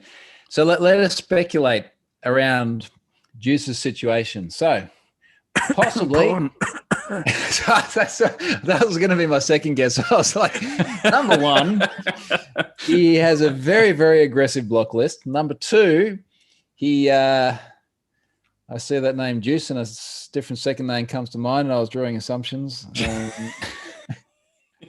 It may not be your browsing habits, Juice. We're not necessarily saying that. Well, okay, Scott was saying that. Anyway. I mean, that's a lot of block. That's a lot of block list. It's all Amazon, he says. Bringing it back around to the IoT bit for a moment. Like, what do you want to do next? Like, what do you want to automate? Do you have a short list? What's the plan? So I'm pretty much at the point where, like, I might start doing what you've done, which is putting Shelly's in behind light switches, because that's pretty cool. Like, I've got the external stuff automated, so like motion in the hours of darkness turns on the lights. I'm waiting so desperately for Ubiquiti to release their doorbell in the UK because it just looks so cool. Like I saw Linus Tech Tips video on it a while ago. I've just seen you do yours, but we can't buy them in the UK yet. Because now I have like the whole automation thing on the garage door. I was looking recently at one of these like smart, secure delivery drop boxes. So you install it outside your house and like bolt it to the ground. And then on your parcels, you just put like a delivery note, which is the PIN code. And then the courier can like pin in the number, open the box and put the parcel in, because we're still in lockdown in the UK. So like basically everything has to. Is this so that when you're out enjoying yourself, they can deliver parcels? Well, it's just like, because I'm doing so much remote work, like I do all of my trainings remote. And if the courier comes to the door and I'm in the middle of training, like I can't just go to the door and take the parcel. And nowadays, honestly, I found, I don't know if anyone else in the UK has this, but the couriers just literally now just come and put the parcel down and walk off. They don't knock, they don't ring a bell. It's just like, whoop, there you go. Bye. Got to go do my other 3 million deliveries today. So I was looking at these secure drop boxes and all of these kinds of things. And then I just thought, well, if I finally get to the point of having this Ring doorbell, I have the button, and like you do with the garage door, I can press the button on Siri on my watch. I can press the button on her. I know she's listening. I can press the button on my watch and just speak to the courier through the doorbell and be like, "Hey, I've just like lifted the garage door. Go, just place it in there, and then I'll shut the garage door." So that is the next thing that I want in my IoT life, is the Ubiquiti doorbell. It just looks And I appreciate there's other brands to do this, but I'm waiting for the Ubiquity one because it will hook in with all of my existing Ubiquity stuff and just seamlessly work. So it makes sense for me in my circumstance to wait for that to become available for me to buy one. Yeah, but beyond you're in that ecosystem. That's the trick. Yeah, it's kind of like if you own Apple devices, right? Like buying an Apple Watch is the smart thing to do versus any other type of smartwatch. So I think I've IoT'd so much stuff. I honestly don't have anything next that I want to IoT, but I will continue to IoT. Like I'm sure I will have a smart washing machine when I next, when it breaks and I buy my next one, or any appliance in my house that I replace now. So I'm looking at that.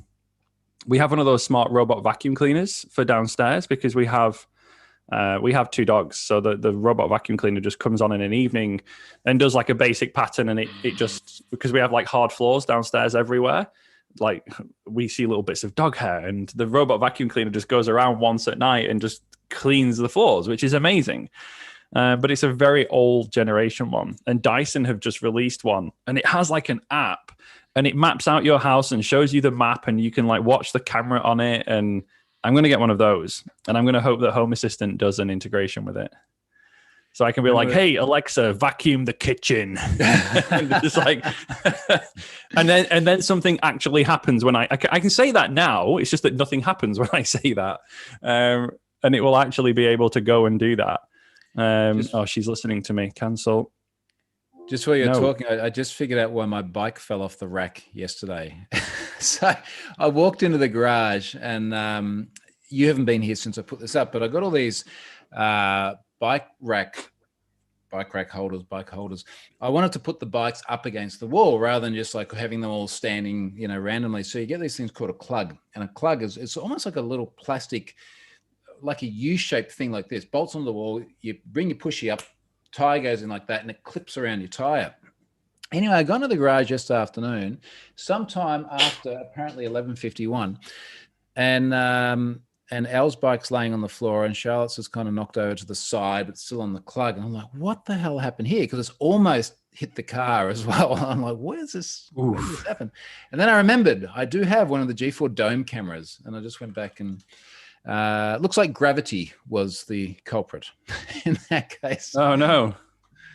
Yeah, it is super handy.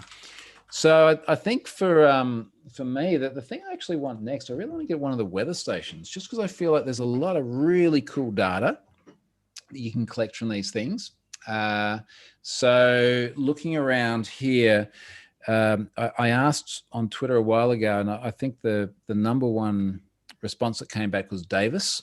And I'm not even sure if that's an Aussie one, because there's a lot of, was that Aussie? Can't remember. But they seem to be really good. I mean, they're not cheap either, but they seem to just be like the good stuff. Davisinstruments.com.au. Here we go. Like quasi pro sort of stuff.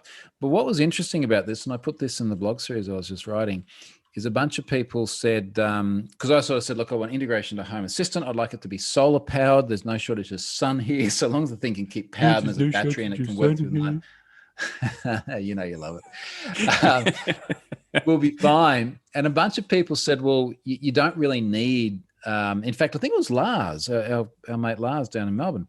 He was saying you don't need Home Assistant integration so long as you have Weather Underground integration, and you can push the data up to Weather Underground, and a whole bunch of weather stations do this because, as it turns out, apparently there's this whole thing called hyperlocal weather.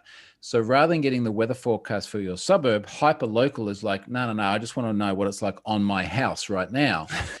And there's this whole premise of if enough people push their data up to Weather Underground, then you get hyperlocal, which is here are all the houses, and I'm not sure what the hell they do with sort of privacy and everything, but here's how it is in very, very precise locations. So if you can push it up there from a supporting weather station, even if you don't have an HA integration, you can pull it down from Weather Underground because there is an HA integration for that. But that actually brings us to another topic as well, because then people get very uppity because it's the internet, and they say, you should be entirely locally self-contained. You should not have dependencies on cloud, which is part of the value proposition of HA. But how do you feel about that? Like, do you worry about cloud in terms of like pulling data from there or being dependent on it?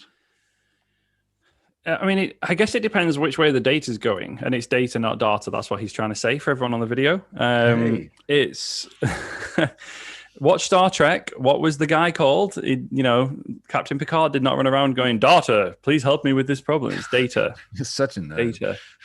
Data.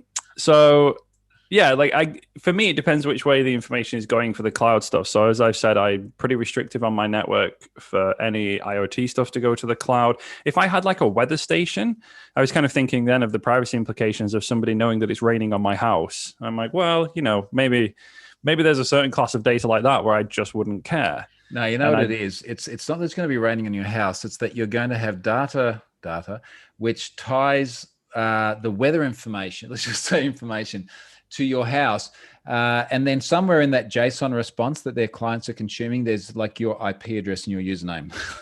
That's what it's going to be. That's the problem. Yeah. And again, I think a lot, I'm a very security and privacy conscious person. There's a huge element of that for me. But at the same time, I also look at a lot of things a lot of the time and think people are just going like way over the top on stuff and, kind of creating problems where they don't exist. People say to me all the time, I can't believe you have Amazon Echoes because Amazon are listening to you and spying on you the whole time. And it's like, there's a balance to be struck here, right? Like we have to look at this and apply some form of logic and say, it's just not that big a concern to me. Like I have around me now, I have my Amazon Echo, my iPhone, my iPad, and my Apple Watch, and all of them have microphones. My PC has 2 microphones, the one I'm using and the one on the webcam. You're also live streaming it onto YouTube, so Yeah, and there's also that as well. But if I wasn't live streaming and I was just sat here on my computer in my underpants, maybe it would be listening to me at some other point. But I don't know. Maybe we have iBleach.com. One thing that I do know, having traveled a lot around the world as you have, is that there are very different tolerances to privacy concerns in different countries, right? Like in some places I go, something is just completely like, oh my gosh, I would never do that. And then in other places, it's like, what are you bothered about? So I think it's so hard when we have the conversation about privacy. Like we were talking earlier about a camera in a public place. Nobody in the UK would bat an eyelid at that. And then people from, other countries were like, oh my gosh, this is illegal here. So I try to look at it and just say, is it going to negatively impact me? So here's an interesting point here. So I'm looking at Senosphere's comments. She says, look, there are literally times when a vacuum or things like that stop working because AWS region is down. You can't say it's fine. I can't get into my home because region X of AWS is down. Just a reminder, everyone, I will push this out as a podcast so people won't be seeing these comments. They'll be listening to them in their car or something like that. Relying on that kind of thing is something to consider. It'd be interesting to see Scott Helme streaming in his underwear. Come on, you go. I don't think interesting is the right word. Terrifying might be. I just find this... I think the discussion about the cloud being down is interesting for 2 reasons. So number one, someone made a comment today, and I can't remember the exact phrasing that they used, but it was along the lines of adding internet to things should always improve and not degrade. And I think that's just as a principle, that it feels like someone should have that as like a slogan on their box, right? So I was really conscious about that with things like light switches, and obviously the kids' rooms are a bit of an exception because, let's face it, we all experiment on our children. But, like downstairs, all the switches still do exactly what you expect the switches to do. I would not want to have a situation where anything of any importance whatsoever didn't work, not just if the cloud was down, but if my whole server rack was down. If the entire power for the house was out, okay, the lights aren't going to work, I get that. But I should still be able to open my door. I should still be able to do these fundamental things.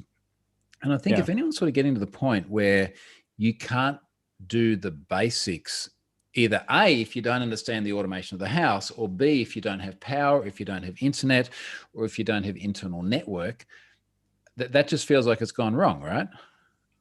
I mean, this is why I like Home Assistant as a local thing, because there's both the privacy aspect, so that, as I said, Home Assistant tracks whether both of mine and my wife's phone are at home for controlling things. Like all of that is stored locally, but also it means should I have an internet connection outage, I'm not going to be sat here, going, Alexa, turn on the lights, and I'm sat in darkness, and that is. Shh. No. No. I just heard your Alexa come on.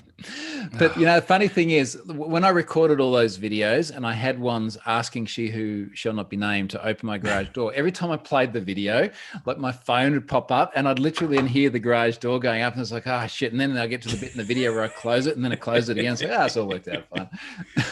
So the Home Assistant account just commented here and said it's the escalator principle. Even if escalators don't work, they're still stairs. Yeah. Oh, that's beautiful. I like that analogy. Thank you. It is. And that's important for me. Like you say, if my internet connection goes down, if my power goes out, I can, I haven't done the smart lock thing yet. I really like the Ubiquiti access stuff that I've been looking at, but not got, because I'm torn on the physical security perimeter of my housing for any IoT stuff. Like there's that aspect of it where, all of my IoT things are for convenience in my life. And I don't think that there's anything, and it's always a trade-off, right? Like it's always a trade-off between convenience and something else. And if the balance is right, then I'll do it. And I feel like the convenience of taking a key out and turning it, like, do I have to take a phone out or do I have to ask Siri? Probably doesn't save me that much, but the trade-off against my own sanity and comfort is too high there. And I will probably stay with the physical door lock.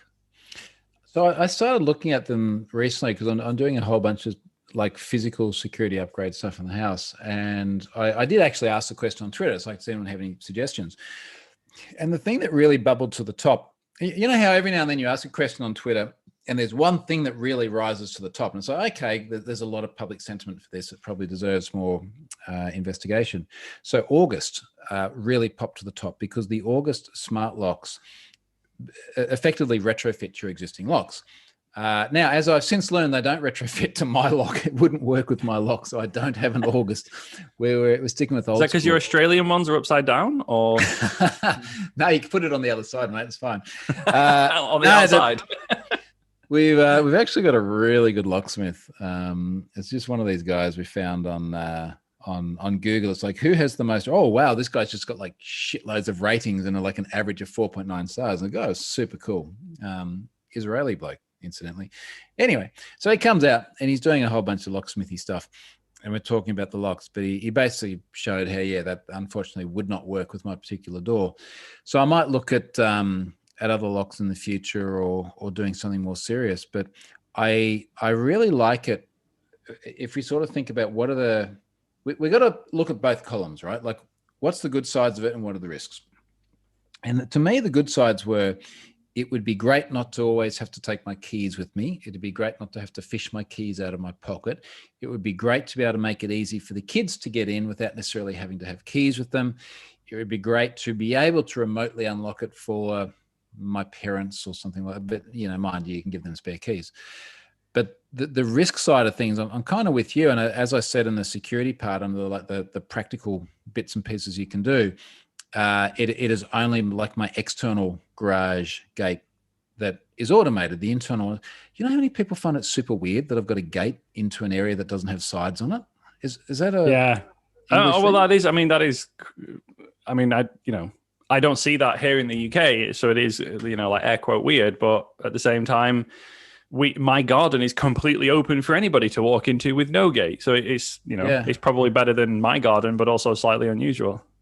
Okay. Anyway, so I think the idea about it's almost like personal risk assessment too, right? Like, what is the upside of this? What is the impact if it goes wrong? What's the likelihood of it? So on and so forth. So I think actually doing personal risk assessments and all this stuff kind of makes a lot of sense, right? Yeah. And this is what it comes down to, right? And people will arrive on different answers to the same questions as us, but it's not that we've not thought about it. I have thought about it, and everyone will have a different comfort and tolerance point. It's it's like the cameras. We have the camera out back over our hot tub. We have one of the cameras inside our house in the dog room, but it has one of the privacy shields over the door, and it doesn't do sound. It's just so we can see what's going on. Like, so you might never want to put a camera in your house, as someone else on here. And I don't know. I just think it's all about convenience. Like if we boil everything away to like, why am I investing all of the time and effort into making this stuff work? It's for convenience. I think that's probably a very fair general term. Like, why are you IoTing stuff? Is it? because you're bored, or like, do you want something to do, or is it? It was partly, if I'm honest. It wasn't even. To be honest, I'm probably the last person that can say I get bored, because I never get bored. It's quite the opposite. It was to add something to my life, and this was sort of the intention of the 11 videos I put up earlier on. It's like every one of those adds something to my life. It makes one little part of my life more convenient or better. I think the thing that I'm really finding at the moment is particularly being able to open that quasi-public garage gate remotely has been super, super cool. I think I gave the example earlier on of I was out shopping yesterday. Both Charlotte and I were out shopping. There was no one home. And then my phone's buzzing because the doorbell, someone's at the door, and I flick on the video, and it's the gardeners who apparently come unannounced this time. And it's like, well, they've got their tools out. I don't know, I'm not a gardener. What do gardeners use? He's got his lawnmower out, all that sort of stuff. This is why I have a gardener. I just kill all the plants when I try. Well, I'll tell you what, mate, these ones kill a lot of them too. This is why I don't think they're going to last much longer. If Troy's gardener is listening, it's time to improve. Yeah, no, lift your game, man. It's like I need less dead plants, please. There's an interesting comment here, and I think this sort of takes back to the security piece here. From Juice, the porn guy. That was your comment too, by the way, Scott. He says, gates are the illusion of safety to begin with. Gates don't stop people. I think that there is a discussion to be had on security, whether it be digital or physical, around maybe, to use his words, illusion, but also like what level does it provide? So just to sort of put that in context, I have been really enjoying watching Lockpicking Lawyer on YouTube. Now, if you haven't watched Lockpicking Lawyer on YouTube, go and watch him, because he's fascinating. But one of the things that just keeps bringing me back to the channel is every video is like 2 minutes long or 3 minutes long. And it's just like, here's a lock, and you look at it. And for me as a layperson, as far as like the physical security stuff goes, looking and goes, oh, that looks like a really good lock. But the video is only 2 minutes long, and I know he's going to break into it. How does he do it? And then it's like super, super awesome. And then you get all these people going, oh, you should watch the Lockpicking Lawyer, because if the Lockpicking Lawyer can get into it, you shouldn't get it. So, well, hang on a second. Let's take about 10 steps backwards. Who am I worried about? So I mentioned yesterday, the neighbor came over yesterday and he said, look, there's been a spate of break-ins, and he was showing me the video. And it's kids, like 17, 18-year-old kids who are opportunistic. Now, first of all, I don't think they watch Lockpicking Lawyer. Second of all, I watch Lockpicking Lawyer. I still got no idea how to get in. I got so many pairs of lockpicks over there, and I can do handcuffs. Anyone can do handcuffs, right? Whoa, too much information, Troy. Okay, remember when we used to have conferences and we'd go there and there'd be like the lockpicking table? All right. Yes. I'm not sure where handcuffs come in yet. I don't want to. And they would have handcuffs. Remember that time you and I know. Whoa. No, you need to clarify that now, because that sounds bad. Remember that time you and I went to OzCert, and OzCert had that table. Oh, yes. And you got handcuffed to it. No, do you remember that time when I got handcuffed? Were you there in Las Vegas when I got handcuffed to the chair? Was it last And the year? challenge was like they handcuff you to the chair and throw the lockpick at you, and you have to unlock yourself. No, I don't think we did that last year. Was that not that one? I'm trying to remember which one that was, but yeah. But yeah, to go back to a couple of the comments in the chat here as well, talking about having like the backup options for the locks and things. Like I would never, if I did go smart lock or smart security or whatever, it always has to have like there is no power or there is no internet alternative. I would never I would never like the idea, as you said before. I think anything important doesn't work without power or internet. I mean, the without internet thing is kind of an obvious one, right? Like I don't know what it's like in other parts of the world, but we do have little internet hiccups here in the UK. If the farmer down the road is plowing the field and cuts through the fiber cable or I don't know what happens in these things, but we have these little hiccups. I think there's always going to be like a physical backup for security locks though, right? Like I would never just completely change the front door of my house to be a key card. No. There's always going to be a keyhole as well, right? Like that's always got to be there. I think we've got to sort of be clear about what does failure mean. Internet outage is one thing. The other thing is power outage. And I've got UPSs on the machine just here, and I've just had to sort of be selective about out of this wall of monitor, like, you know, there's one monitor that's plugged into the UPS so that if power suddenly dies, and in fact, I have dry run this over and over again, but I've got a UPS here and I've got another one down the server rack. So if I lose complete power, everything that is used for me to broadcast or something like that will remain, but I'm on very, very limited time. So it's like, that UPS down there is going to last like 6 minutes, and the one in the server cabinet is going to last 13 minutes or something like that. But I guess the point is that we can have failure that might have nothing to do with internet as well. So what's going to go wrong then? But I think the point, like getting back to Juice's comments here about, and you know, he's made the comment here about using ladders and things on walls. This becomes everyone's own sort of risk assessment. So, okay, if we were to do this in the digital realm, what's the risk? The risk is someone could put a ladder against my wall, they could climb over there. Okay, well, how likely is that to happen? It'd be very publicly observable because you'd be in an outdoor space. I would have everything recorded because I've got cameras pointing at everything. So there's that the risk for them would be that a neighbor's going to see them. If they got inside the wall, they really can't do anything. If they got inside the house, a lot of alarms and things are going to go off. They're going to have very, very limited time, not to mention like back to base security and all that sort of stuff too. So I don't think it necessarily needs to be about how do we make something impenetrable, but how do we continually reduce risk? And I mean, to sort of use a good example, when the neighbor came over and he's like, you know, worried about these guys and everything. I was like, look, mate, I look around me, and if I was someone, and imagining these kids have enough savvy about them to sort of look around and go, okay, on the spectrum of the easiest place to the hardest place, it's like Troy's place, it's going to be a bit of work. The place over there across the road, probably going to be very, very simple. What are you going to do? Like, it's almost that old saying of, you know, when you're being chased by a bear, all you got to do is be faster than your mate, right? That's pretty much what it is. And we have to draw the parallel with cybersecurity as well, right? Nothing is ever secure. It's just levels of security. You know, like all of the applications that we build are not unhackable.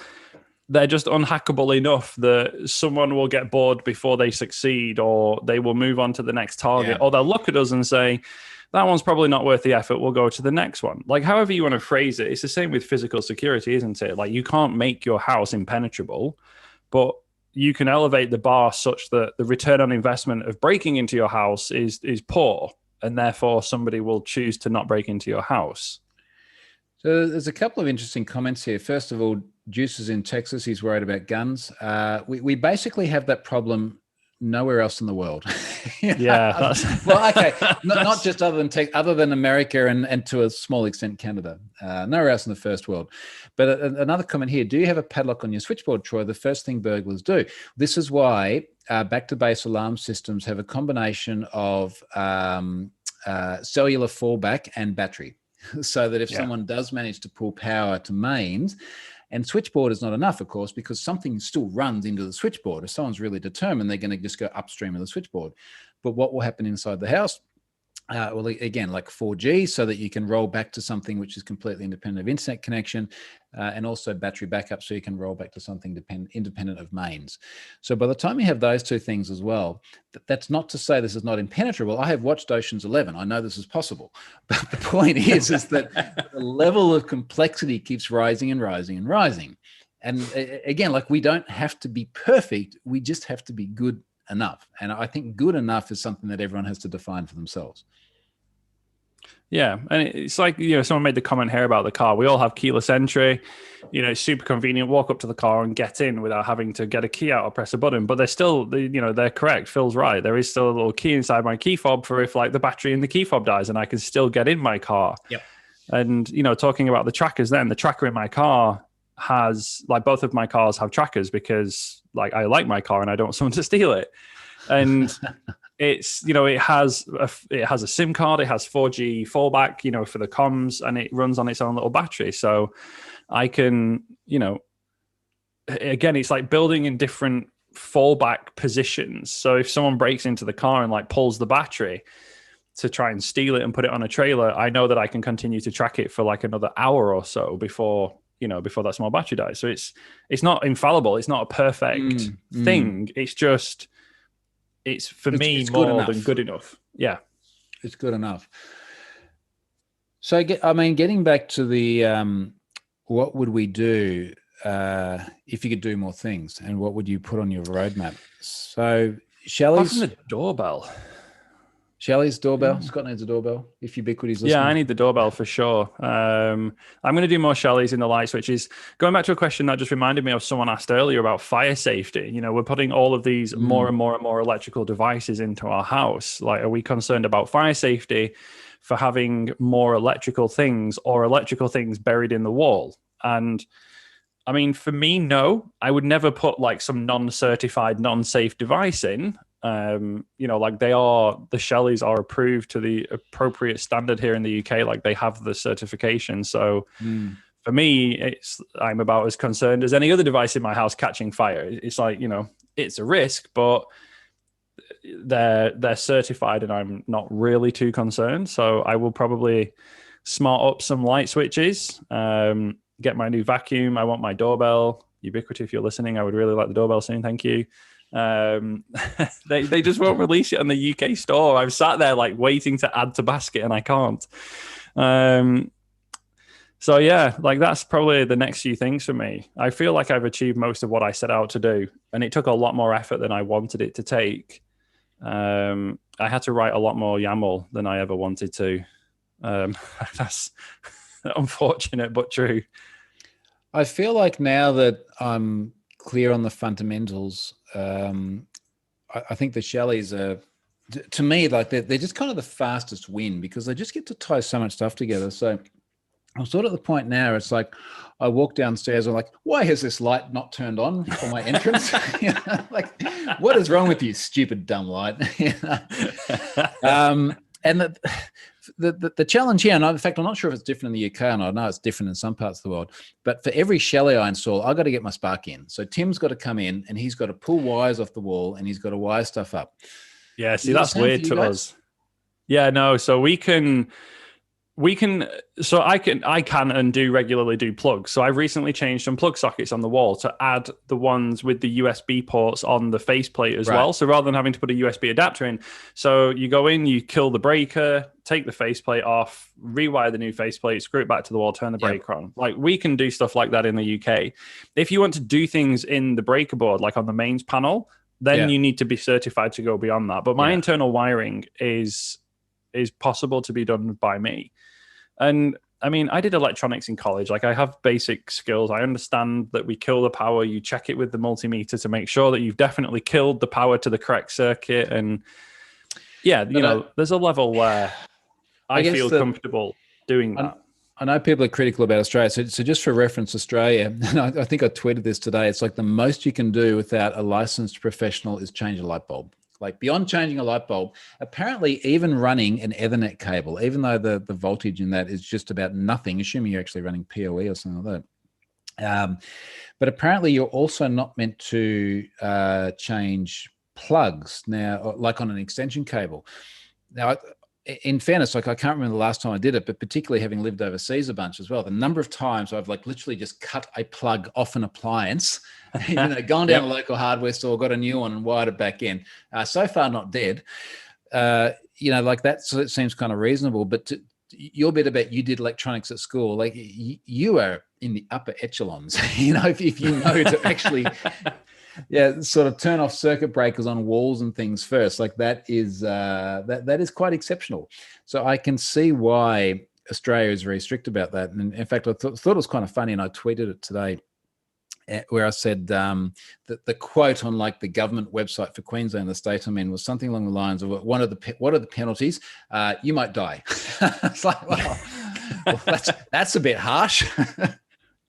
And I can understand that, and I bet that, like the laws around like our main circuit breaker panel in the UK now, like, have been so strict for so long.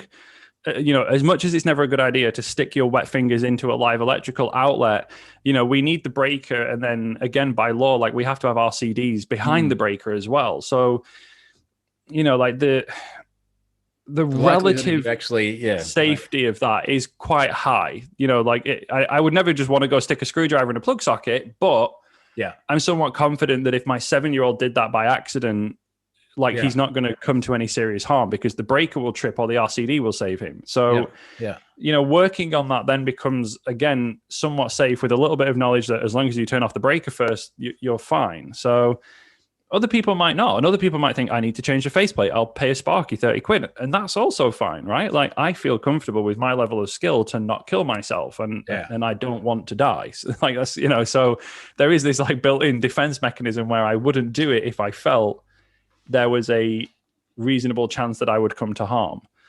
I drive cars fast on the track. I consider that to be more dangerous. You can see what you're about to hit.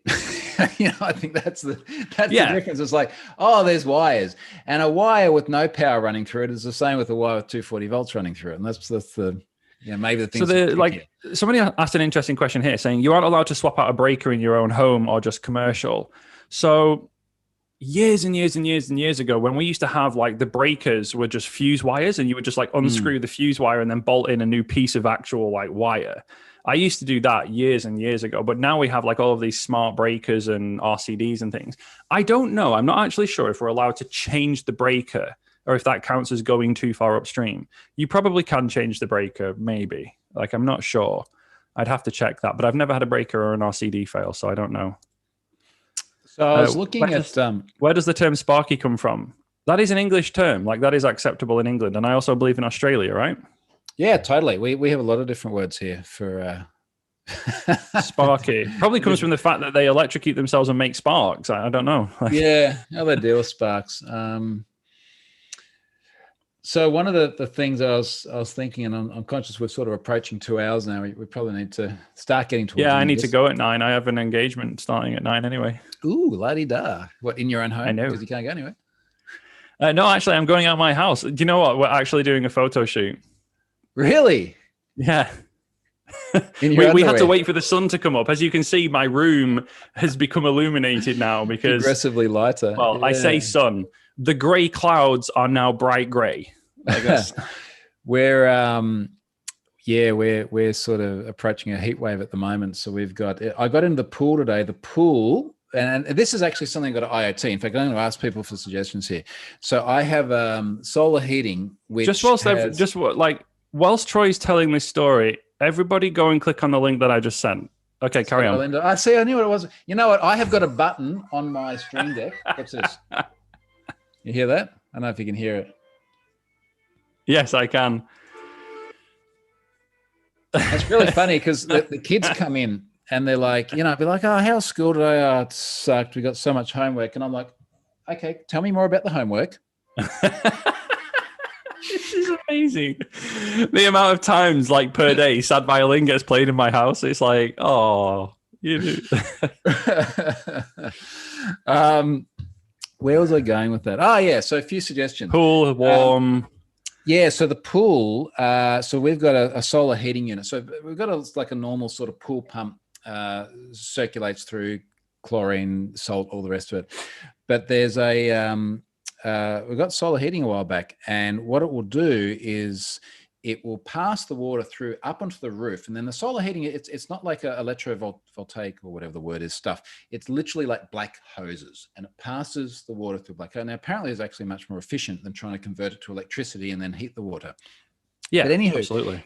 There are 2 temp probes. So one is the water coming out of the pool into the system, and the other is the temperature of the water up on the roof.